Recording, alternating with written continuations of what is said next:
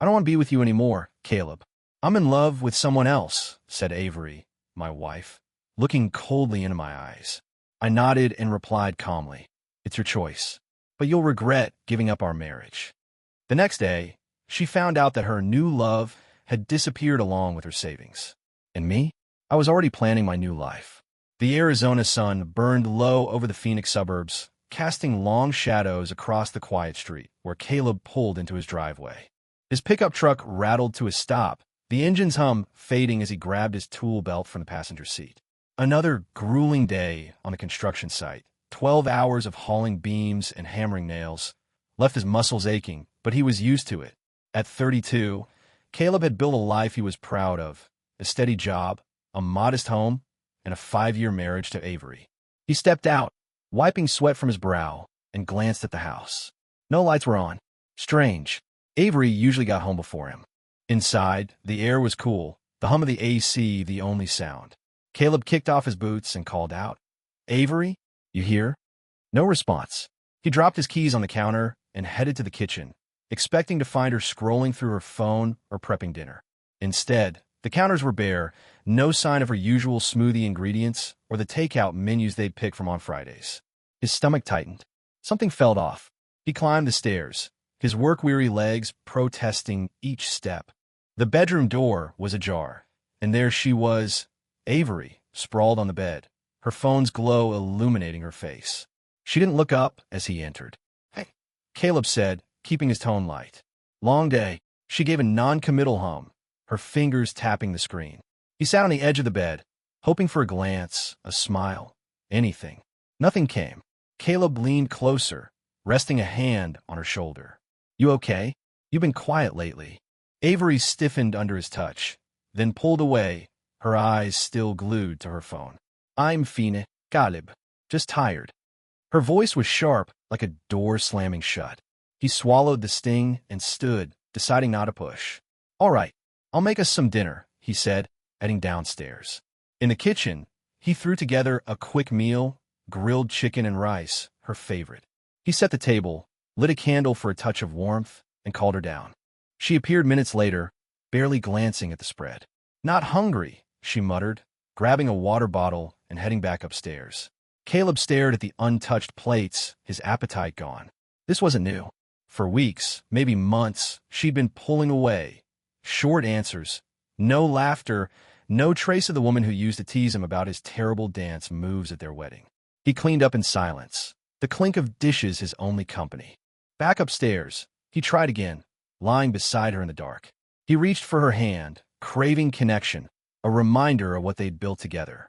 She jerked away, her voice cutting through the quiet. Caleb, stop. I need space. The words hit like a punch. He lay still, staring at the ceiling, his heart pounding with a mix of hurt and confusion. Space? He'd given her that. Nights alone when she asked, dinners prepped without complaint, even fixing the guest bathroom's leaky pipe at midnight last week. What more did she want? The next morning, Caleb woke early, brewing coffee as the sun crept through the blinds. Avery shuffled downstairs, her hair tied back, eyes avoiding his. She poured oat milk into a blender, ignoring the coffee he'd made. Got plans today? He asked, forcing a casual tone. She shrugged. Work stuff. Might meet up with some colleagues later. Colleagues. The word lingered, heavy with implication. Caleb had met her coworkers. Most were friendly, but one name kept surfacing. Tyler, the slick-talking marketing guy who always seemed too close at company events. Cool, Caleb said, sipping his coffee, though his gut churned. He headed to work, the day's labor a blur of sawdust and sweat. But his mind wasn't on the job. It replayed Avery's coldness, her late nights, the way her phone never left her hand. By evening, he couldn't shake the unease. He texted her, home soon. Want me to grab anything? No reply. Hours later, he found her on the couch, phone in hand, a faint smile flickering as she typed. Hey, he said, testing the waters. Who's got you smiling like that? Her smile vanished. She locked her phone and stood, brushing past him. Just work group chat. Nothing special. But her voice wavered, and Caleb's instinct screamed. He didn't press yet. Instead, he watched her retreat upstairs, the distance between them growing wider than the Grand Canyon. Days blurred into a routine of silence. Caleb kept up his efforts, paying bills, fixing things around the house, leaving small notes like "have a great day" on her laptop. She ignored them. One night, after another rejected attempt at conversation, he overheard her on the phone in the study. "Tyler, I can't keep doing this," she whispered, her voice low but clear. "He's too good. It's killing me." Caleb froze outside the door, his heart hammering. Tyler. The name was a knife in his chest. He backed away, not ready to confront her, not ready to face what her words meant. The next evening, he came home to find Avery waiting in the living room, her posture rigid, eyes fixed on him. "We need to talk," she said, her tone flat. Caleb nodded, bracing himself. "Okay, what's up?" She took a breath, then dropped the bomb. "I'm in love with someone else, Caleb. I want a divorce." The room spun. He gripped the armrest of the couch, his voice steady despite the chaos inside. "Who is it?" Her answer was immediate, unapologetic. "Tyler. He gets me in a way you never have." Caleb's world tilted, but he didn't yell or beg. He leaned back, studying her. "You're sure about this?" he asked. She nodded, her jaw set. "I've never been happier." The lie in her eyes was almost as painful as her words. He stood, his voice calm but firm. "All right, Avery. If that's what you want, I won't stop you. But you'll see what you're giving up." She scoffed, mistaking his composure for weakness. "I know what I'm doing," she said, turning away. That night, Caleb lay awake, not in their bed but on the guest room couch. His mind raced, piecing together the puzzle. Her secrecy, her coldness, Tyler's name. He wasn't just hurt. He was angry, not at her betrayal, but at himself for ignoring the signs. Then his phone buzzed. A text from Jake, a mutual friend. "Dude, you know about Avery and Tyler? Guy's bad news. Scammed a coworker out of thousands last year." Caleb's jaw clenched. He didn't reply. Instead, a plan began to form.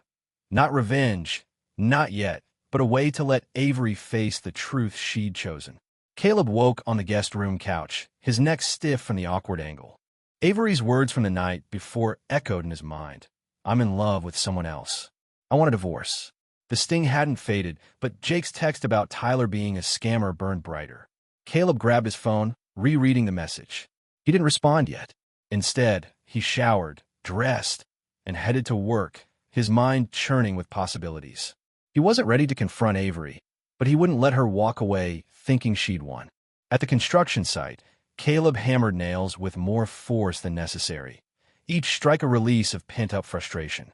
During a break, he called Jake. "Tell me everything you know about Tyler," he said, keeping his voice low. Jake didn't hesitate. Guy's a con artist. Charms women, gets them to invest in his side hustles, then ghosts them. "Last year, he cleaned out my co-worker's savings." "Avery's in deep, man." Caleb's grip tightened on the phone. "She mentioned anything to you?" Jake asked. "Yeah," Caleb replied. "She's leaving me for him." Jake cursed. "You gotta tell her." Caleb paused. "Not yet. She needs to see it for herself." Back home, Avery was already gone, her car missing from the driveway. Caleb checked their joint bank account on his phone. Nothing unusual, but he noticed a new password on her laptop. Suspicion gnawed at him. He didn't snoop. Instead, he started packing a duffel bag with essentials: clothes, toothbrush, work gloves. If Avery wanted out, he'd make it easy for her, but he'd protect himself first. He called his bank, quietly transferring half their savings to a new account in his name. "Just being cautious," he told the teller, who didn't ask questions. That evening, Avery returned, her phone buzzing as she walked in. She barely acknowledged Caleb, heading straight to the kitchen. "We need to talk logistics," she said, pouring a glass of wine. "I'm moving out next week. Tyler's got a place lined up." Caleb leaned against the counter, arms crossed. "You're moving fast," he said, his tone neutral. She shrugged, avoiding his gaze. "It's what I want." He nodded, hiding the storm inside. "Fine. I'll handle the house. You do you." Her eyes flickered with surprise at his calm response, but she said nothing, retreating upstairs. The next day, Caleb met Jake at a diner after work. Over greasy burgers, Jake slid him a crumpled business card, Tyler's from a consulting gig. "Found this in my co-worker's stuff after he bailed," Jake said.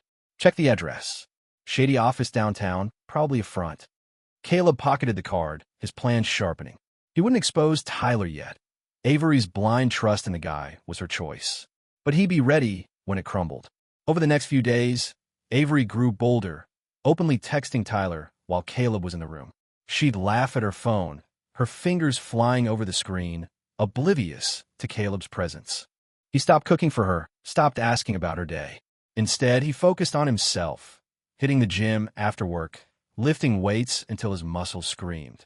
The physical pain drowned out the emotional ache. He started running too, 5 miles along a desert trail, the rhythm of his steps grounding him. Each run cleared his head, solidifying his resolve. He wasn't fighting for someone who'd already checked out. One night, Caleb overheard Avery on a call in the backyard. "Tyler, I transferred the money," she whispered, her voice tense. "You sure this investment's legit?" A pause, then a relieved laugh. "Okay, good. I trust you." Caleb's blood ran cold. He checked their joint account again. $10,000 was gone, moved to an unfamiliar account. His jaw clenched, but he didn't storm out to confront her. Instead, he texted his lawyer, a guy from high school who owed him a favor. "Need advice on protecting assets during a separation," he wrote. The reply was quick. "Come by tomorrow. We'll lock it down." The next morning, Avery left early, claiming a work meeting. Caleb drove to the lawyer's office, laying out the situation. Her affair, the missing money, Tyler's shady history. "She's draining our account for this guy," Caleb said. The lawyer, Mike, nodded, scribbling notes. "We can freeze the joint account and file for separation to protect what's left. You got proof of her spending?" Caleb showed the bank statement. Mike whistled. "Bold move on her part. You sure you don't want to warn her about this Tyler guy?" Caleb shook his head. "She won't listen. Let her learn." By afternoon, the account was frozen, and Caleb had moved his belongings to Jake's place, a small apartment across town. He left a note for Avery. "I'm giving you the space you wanted. House is yours for now. Good luck." He didn't mention Tyler or the money. When Avery got home, she called him, her voice sharp. "What's this note? You're just leaving?" Caleb kept his tone even. "You want it out. I'm making it happen." She sputtered, caught off guard. "We need to talk about the account. It's frozen." Caleb replied, "Talk to the bank. I'm done managing it." He hung up, his heart racing but steady. That night at Jake's, Caleb scrolled through social media, spotting a post from Tyler, some vague hype about a new venture. The comments were mixed. Some praised him, others called him a fraud. Caleb saved screenshots, building a file just in case. He wasn't plotting revenge.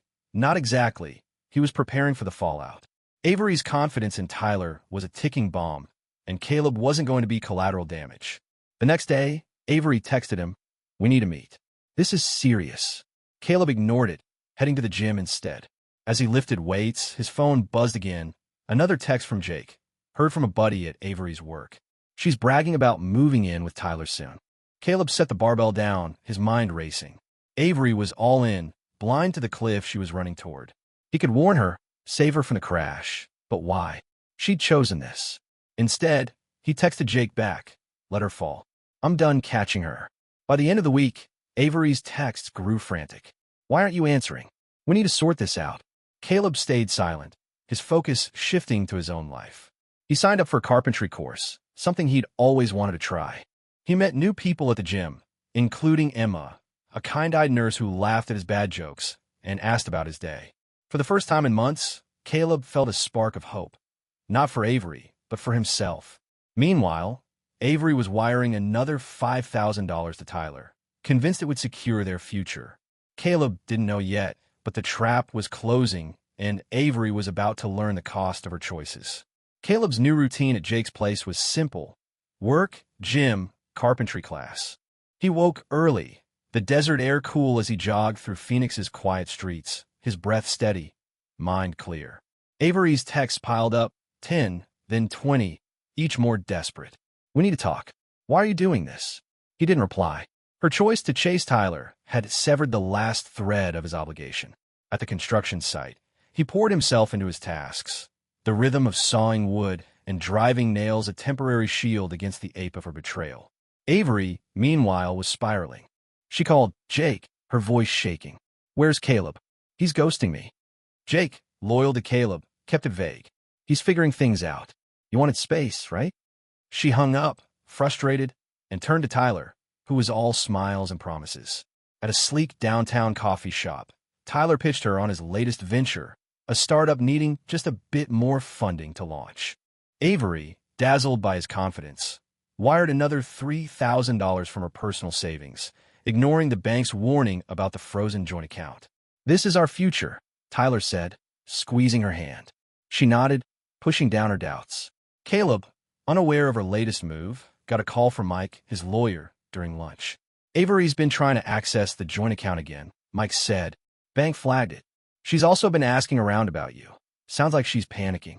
Caleb chewed his sandwich, considering. "Let her panic. She's made her bed." Mike chuckled. "Smart. I've got the separation papers drafted. Want to move forward?"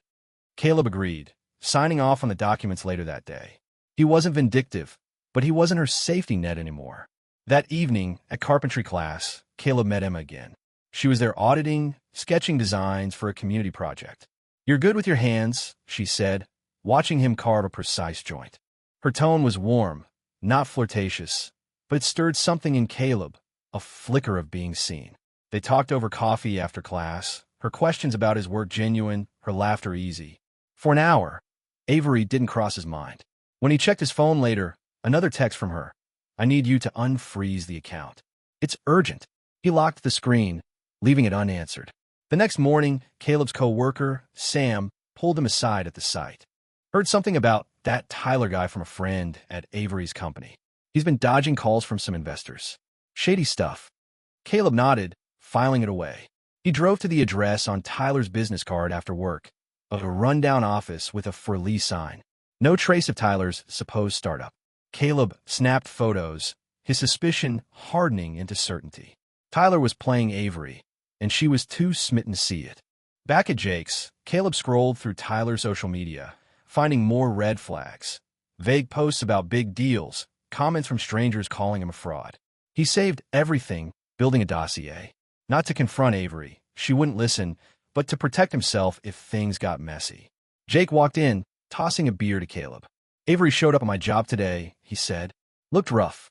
Said Tyler's moving her into his place this weekend." Caleb took a sip, unfazed. "Good. Let her go." By Friday, Avery packed a suitcase, leaving the house half empty. She texted Caleb, "I'm moving out. You win." He didn't respond.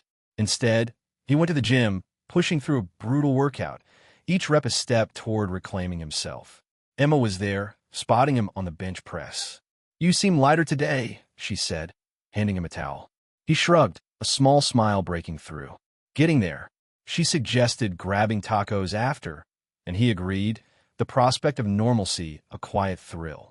Meanwhile, Avery arrived at Tyler's apartment, a cramped unit in a sketchy part of town. He greeted her with a grin, but his phone kept buzzing, calls he ignored. "Business," he said, brushing it off. She unpacked, tried to ignore the unease creeping in.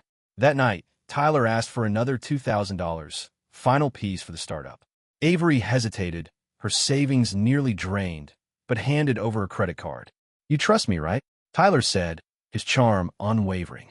She nodded, but her stomach knotted. Saturday morning, Caleb woke to a voicemail from Avery, her voice frantic. "Caleb, something's wrong. Tyler's gone. He took everything. My money, my card. Please call me." He listened, his pulse steady. He didn't call back. Instead, he met Mike to finalize the separation papers, ensuring his finances were untouchable. "She's in deep," Mike said, shaking his head. "Heard Tyler's done this before. Skips town once the cash runs dry." Caleb nodded. "She'll figure it out." Avery, now alone in Tyler's empty apartment, found a note. "Sorry, had to move on. Business calls." Her calls to him went straight to voicemail. She checked her bank account. Another $5,000 gone, charged her card. Panic set in. She drove to Caleb's job site, hoping to find him, but the foreman turned her away. "He's off today," he said, eyeing her tear-streaked face. Desperate, she called Jake again, who stonewalled her. "You chose this, Avery," he said before hanging up. Caleb spent the day with Emma, helping her set up tables for a community fundraiser. Her easy smile and quick wit kept him grounded. As they worked, his phone buzzed. Avery again, a text. "I was wrong. Please, I need you." He stared at the screen, then pocketed it. The old Caleb might have run to her, but that man was gone. Avery's world was collapsing, just as he'd predicted. The trap she'd walked into was her own, and Caleb was done pulling her out. Caleb's phone vibrated relentlessly as he helped Emma arrange shares for the fundraiser. Avery's messages flooded in. Please, apologies, demands for a response. I messed up, Caleb. I am sorry. Can we talk? He glanced at the screen, then silenced it, focusing on stacking tables. Emma noticed his tension but didn't pry, instead handing him a bottle of water with a quick smile. You're a lifesaver, she said, nodding at his work. Her warmth steadied him, a stark contrast to the chaos Avery was trying to drag him back into. Avery, stranded in Tyler's barren apartment, paced frantically. Her credit card was maxed out, her savings gutted, and Tyler's number was now disconnected. She scoured his social media, finding his accounts deactivated. Panic turned to dread as she realized the full scope of his scam.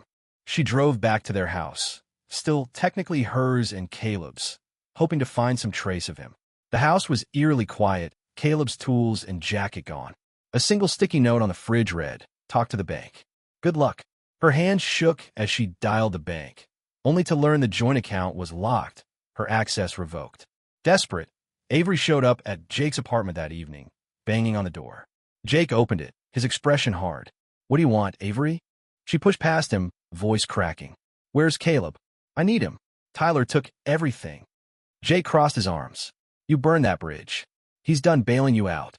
She sank onto the couch, tears streaming. I didn't know Tyler was a liar. I thought. Jake cut her off. You thought you could trade Caleb for a better deal.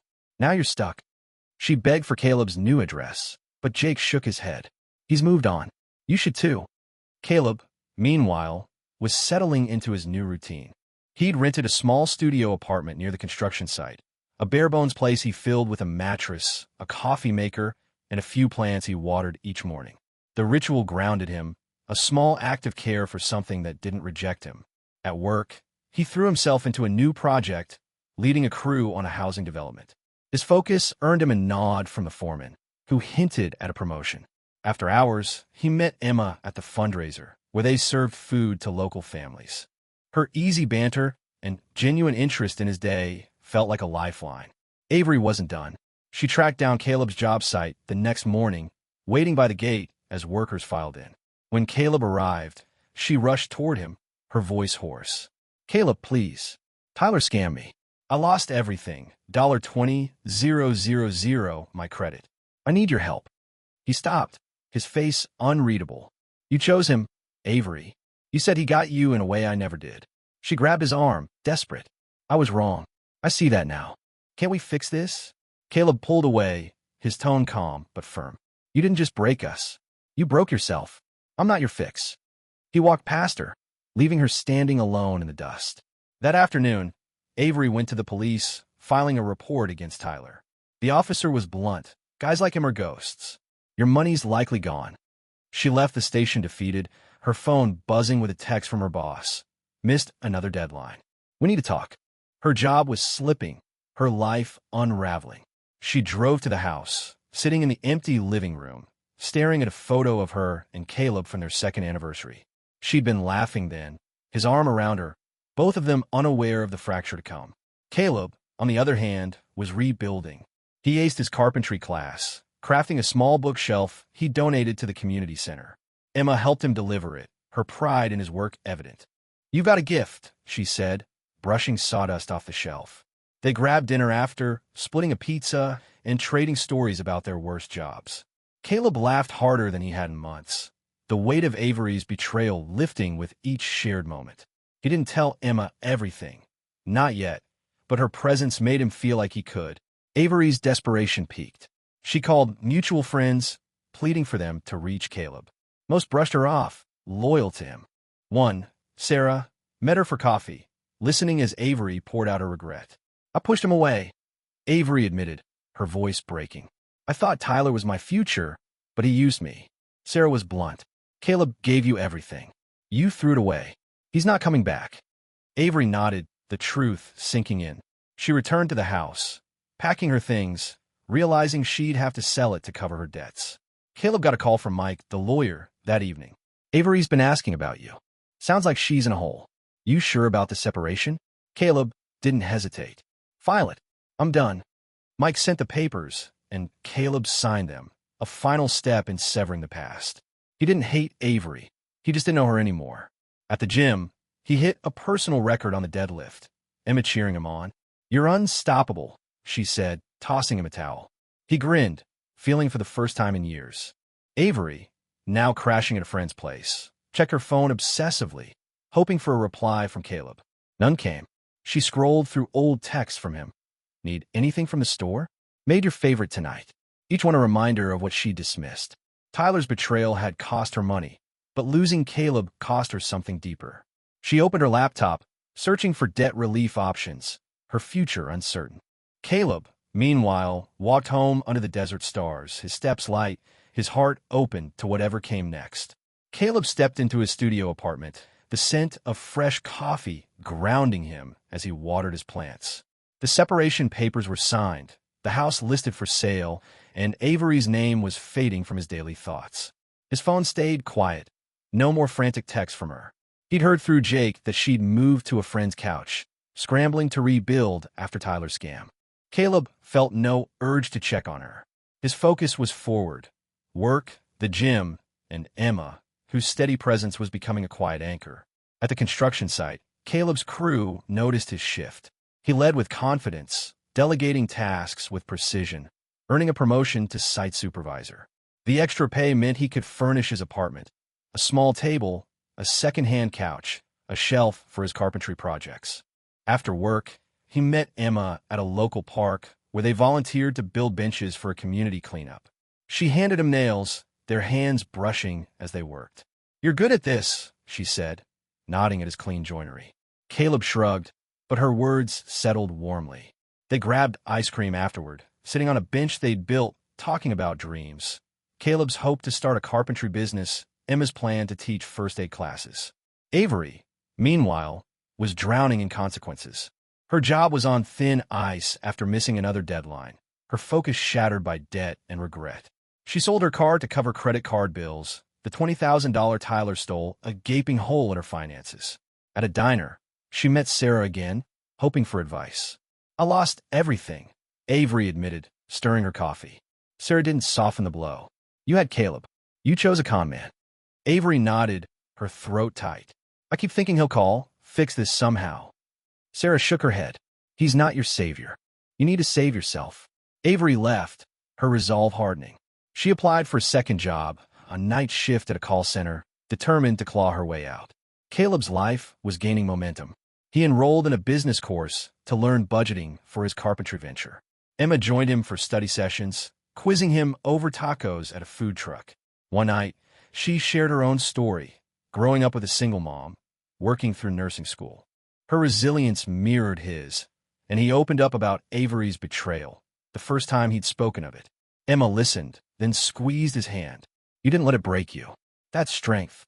Caleb felt lighter, the past loosening its grip. Avery's reckoning came unexpectedly. A coworker, Lisa, forwarded her an article about Tyler's arrest in Nevada, caught scamming another woman. The news hit like a jolt. She contacted the police, providing bank records to aid their case, but they warned her recovery was unlikely. At her friend's apartment, she sorted through old photos, finding one of her and Caleb at a county fair, his arm around her, both smiling. She hadn't smiled like that in months. She typed a text to Caleb, "I'm sorry for everything. I hope you're okay." She hesitated, then deleted it, knowing he owed her nothing. Caleb's days filled with purpose. He landed a side gig building custom shelves for a local cafe, his first paid carpentry job. Emma showed up to help, sanding wood while they joked about his clumsy first attempts at dovetail joints. After, they walked through downtown Phoenix, the city lights bright against the dusk. "I'm proud of you," Emma said, stopping to face him. "You're building something real." Caleb met her gaze, his chest tight with possibility. "Couldn't do it without you," he said, meaning it. They stood close, the moment electric but unspoken. Avery took her first steps toward accountability. She met with a debt counselor, outlining a repayment plan. The call center job was grueling, but she showed up, saving every penny. One evening, she drove by the house she and Caleb had shared, now sold to a young couple. She didn't stop, just watched from her rental car, a pang of loss hitting her.